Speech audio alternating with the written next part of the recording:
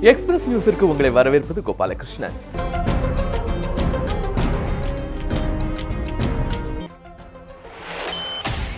ஏழை எளியோருக்கு நலத்திட்ட உதவிகள் வழங்கியும் அறுசுவை உணவுகள் வழங்கியும் மறைந்த முதலமைச்சர் ஜெயலலிதா பிறந்தநாளை கொண்டாடுமாறு அதிமுகவினருக்கு அக்கட்சியின் பொதுச் செயலாளர் வி.கே. சசிகலா மடல் எழுதியுள்ளார்.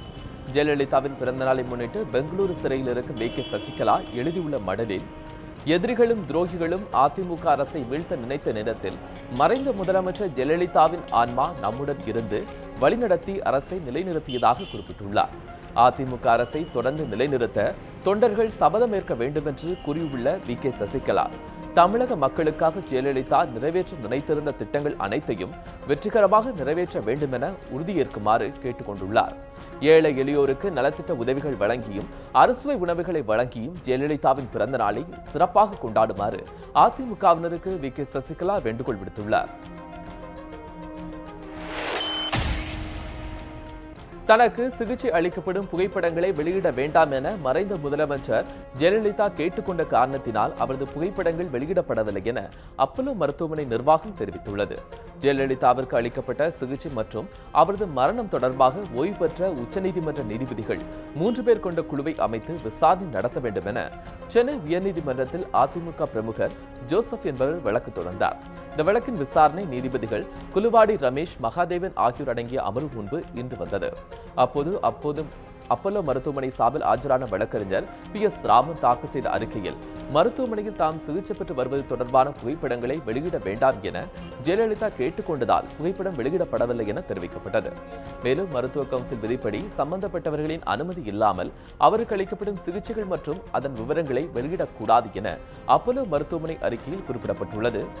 இதனால் உயர்நீதிமன்றம் உத்தரவிட்டால் ஜெயலலிதாவிற்கு அளிக்கப்பட்ட சிகிச்சை முறைகள் குறித்து விவரங்களை சீலிடப்பட்ட உரையில் சமர்ப்பிக்க தயாராக இருப்பதாகவும் அப்பல்லோ மருத்துவமனை தரப்பில் தெரிவிக்கப்பட்டது.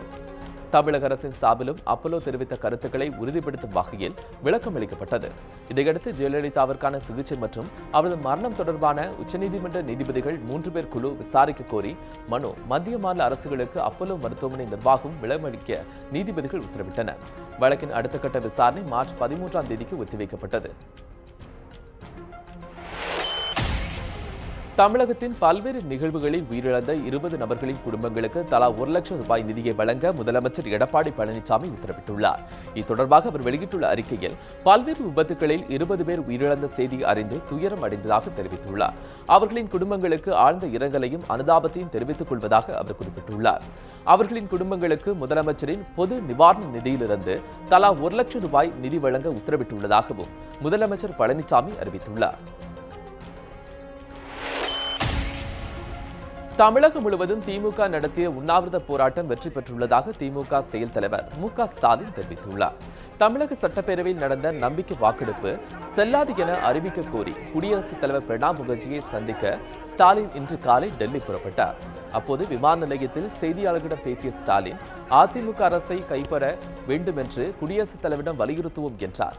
சட்டப்பேரவையில் திமுக உறுப்பினர்கள் மீதான தாக்குதல் குறித்தும் குடியரசுத் தலைவரிடம் முறையிடப் போவதாக ஸ்டாலின் தெரிவித்தார். இந்த ஆட்சியை உடனடியாக அப்புறப்படுத்த வேண்டும், அது ஒன்று. அடுத்து சட்டமன்றத்தில் தனக்கு உரிய அந்த பெரும்பான்மையை நிரூபிக்கக்கூடிய வகையில் வாக்கெடுப்பு நடைபெறக்கூடிய நேரத்தில் நடந்த அக்கிரமங்கள், அநியாயங்கள், அதற்கு துணை நின்ற சபாநாயகர், இந்த பிரச்சனைகள் எல்லாம் குறித்து நாங்கள் ஏற்கனவே தமிழகத்தினுடைய பொறுப்பு ஆளுநரிடத்தில் நாங்கள் விளக்கியிருக்கிறோம். இது சம்பந்தமாக நீதிமன்றத்திற்கும் சென்றிருக்கிறோம்.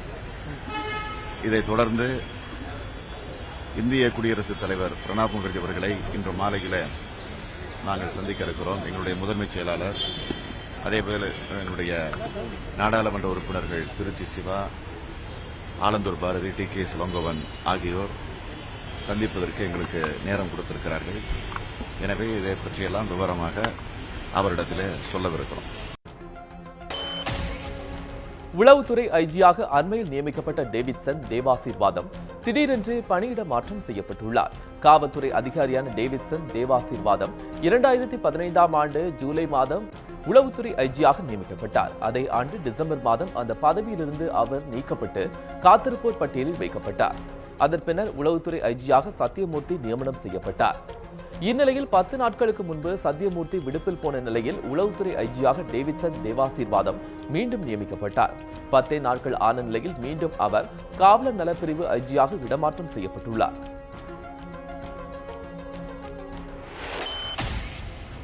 சென்னை பரங்கிமலை அருகே புறநகர் ரயிலில் கூட்டம் நிரம்பி வழிந்ததால் தவறி விழுந்து 3 பேர் உயிரிழந்தனர்.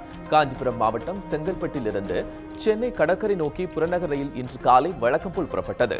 ரயில் பழவந்தாங்கல் பரங்கிமலை இடையே வந்தபோது கூட்டம் மிகுதி காரணமாக ரயிலில் இருந்து 8 பேர் தவறி விழுந்தனர்.